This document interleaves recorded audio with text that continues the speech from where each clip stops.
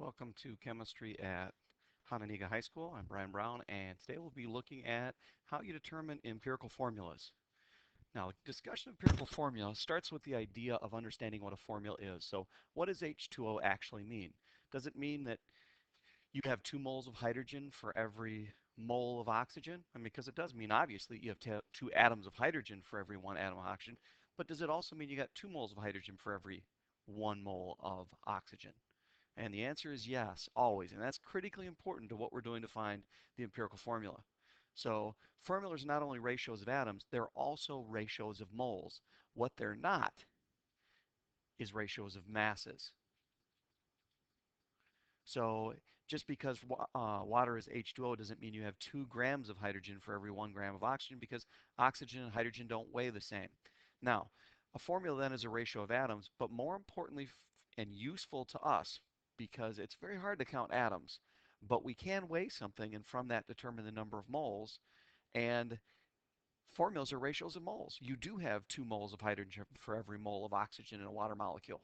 Now, the empirical formula, and that's what we're going to be looking at here, is the simplest whole number ratio of moles of the atoms in a substance. So it's the smallest whole number ratio of atoms in a substance. Now, the empirical part of empirical formula refers to the fact that it's an experimental method. So scientists had to come up with some way to determine what the molecular formula of a substance is. And the first step in that process is determining the empirical formula. So it's really the first step that we're going to look at in a 2-day process to find out how we know what the formulas of molecules are. So the first thing we do is we find out what the empirical formula is. Now, if you take a look at the different formulas that are down here, which of the following are actually simple whole number ratios? Because some of these are molecules, and some of these are empirical formulas, and some of these are actually both. So remember, if it can be reduced, it's not an empirical formula. So as you go through the list, water, that's a 2 to 1, that can't be reduced. NaCl, that's 1 to 1, that can't be reduced. C2H6, that can be reduced to a 1 to 3. We can divide both of those by 2. But NO2, 1 to 2, that can't be reduced. H2SO4, you see a 2 and a 4 there, but remember it's a 2, a 1, and a 4, so that can't be reduced. C6H12O6 can, and the last substance, N2O4, that can be reduced because you can divide both of them by 2. So remember, some substances are empirical formulas as a molecular formula, like water. Its empirical formula is H2O, its molecular formula is H2O. Other substances, like glucose, which is listed here, that substance, that's its molecular formula, but its empirical formula would be C1H. Remember, divide everything by 6 here. They're all divisible by 6. H2O1. So that would be the empirical formula of glucose. Now, to find empirical formula, really you need to understand that what we can actually measure in the lab experimentally is how much things weigh. And the first step then is to get the mass of each element. But this is usually given in any problem that we're looking at. So if you actually read the question, they're going to directly or indirectly give you what the mass is of each element. That's the experimental part. And remember, you can't do the experimental part, so that has to be provided in the problem. Now, one way that it'll look like it's not telling you the mass, but it really is if they tell you the percent composition. So what percent of the sample is hydrogen, what percent of the sample is oxygen, and so on. Remember, all you really need to do is get rid of the percent sign and put a gram sign there. Because if you had a 100-gram sample, 16% is hydrogen. If you had a 100-gram sample, then that would be 16 grams for a 100-gram sample size. And you can pretend it's any sample size. I'm going to pick 100 because it gives me easy math. So 36% hydrogen and 64% carbon, we'd use 36 grams of hydrogen and 64 grams of carbon. And yes, we could assume something other than 100 grams as sample size, but that would make harder math. So we're going to keep it nice and simple. Now, formulas aren't ratios of masses. What they are is ratios of moles. So your next job is to convert from masses to moles. And that's why empirical formula is a part of this chapter, because we just looked at a process for getting from the mass of a substance to a mole of a substance. And at this step, one thing that's important here, notice it's in red. Don't worry about significant digits. Actually, rounding to correct significant digits can make the process a little bit harder. So just write a few extra digits when you're doing the math here. So you've got 36 grams of hydrogen, and we want to change that into moles of hydrogen. Remember our process. We want to get rid of grams, that goes on the bottom. We're looking for moles, and we can, by our flow chart, go from grams to moles in one step. That's the molar mass step. So we look on the periodic table, it says hydrogen is 1.0, and remember it's always the mass of exactly 1 mole, so 1's going to be with mole. And remember, don't worry about diatomics and Hahn-Figel right here. We're talking about atoms of hydrogen and oxygen and so forth. So in this particular case, if I had 36 grams of hydrogen, that would be 36 moles of hydrogen. And if my calculator said 0.111, I would write a couple extra 0.111s there. Now, the last step is to get it to small whole numbers. So we have a valid ratio of moles, but it's not going to really look like a formula.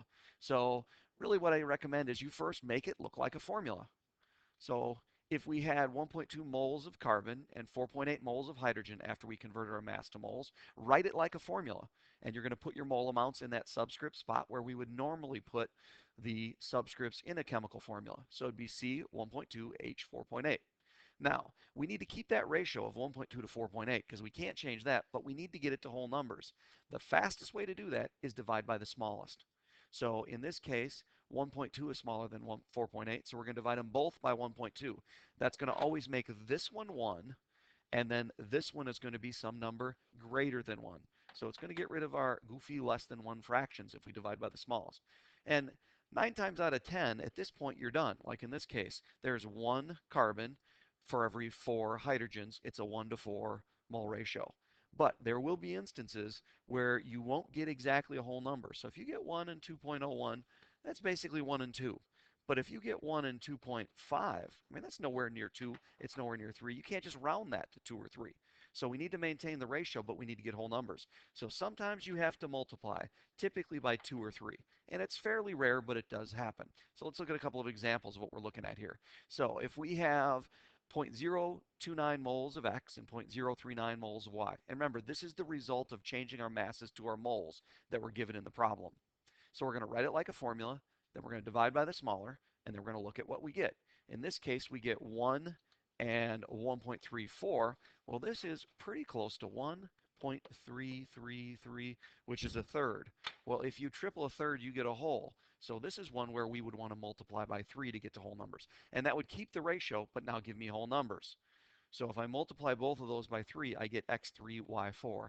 That would be my empirical formula. Next problem, if you got 0.009 moles of X and 0.006 moles of Y, same thing. Write it as a formula, divide by the smallest, and see what your calculator gives you. In this case, notice you're at a half. Doubling a half would give you a whole. So I'd multiply both of these by 2, and I get x3, y2. Couple other examples. Same idea. Write it like a formula, divide by the smaller, see what you get. Once again, it's a half, so I'm going to double. I'd get x2, y5.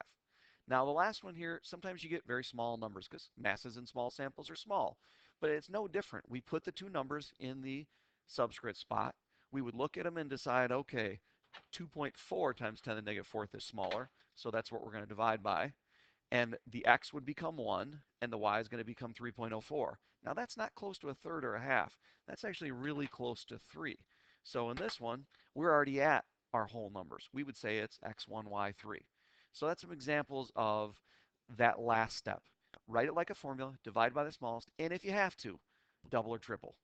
But the doubling or tripling is fairly rare. Now here's an example of what we're going to be looking at with this. So we've got an unknown gas, because remember, we don't know what the substance is. But what we can do is experimentally is do an analysis and find out how many grams of each element are present. So we've got 43.2 grams of carbon and 115.8 grams of oxygen. Step 1 is done. Remember, masses are typically given, or they're given as percents, in which case you can erase percent and put G in there given. Next, formulas aren't ratios of masses, they're ratios of moles. So what we're going to do is take our grams of carbon and our grams of oxygen and convert them into moles. So simple one-step dimensional analysis. We don't want grams of carbon, we want moles, and it's the mass of 1 mole off the periodic table, which is 12.0. So we're going to get 3.60. And remember, if you need to, or if you're given a couple of extra digits, keep them. I mean, if the calculator gives you 3.6, you're kind of stuck with 3.6. But if you got a few extra significant digits, it makes it a little bit easier to see the whole half or third in that last step. Now we do the same thing with oxygen. Oxygen molar mass is 16.0. So when we divide it out, now we get 7.24. Now, step 3 is to get whole numbers. So we write it like a formula, divide by the smallest, and see what we get. And in this case, we get 1 and 2.01. That's basically a 1 to 2 ratio. And that is our empirical formula. And remember, what we've looked at today is our first step in finding the molecular formula. So we're not done. Next, we're going to figure out how we get a molecular formula as well.